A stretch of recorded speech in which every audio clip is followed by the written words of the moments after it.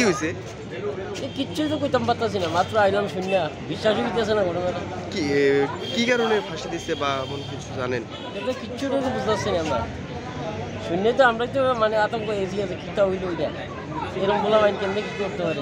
এমনি কি করতো? এত এলাসির কাজ করে। বাড়ি কোনখানে? বাড়ি তো থাকতে ইসের লোক। নাম কি? অমল দে। অমল দে। এটা কি আপনার দোকানের সাথেই নাকি?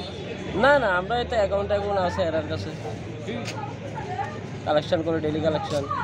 কত বছর ধরে দোকানদারি করতেছে? ও অনেক বছর, প্রায় 15-16 বছর ধরে করতে আছে। এর আগের থেকেই দাসের আন্ডারে কাজ করে আগে, ওর নিজে পার্সোনাল করতে আছে, মানে ভালো গোডেল করছিল।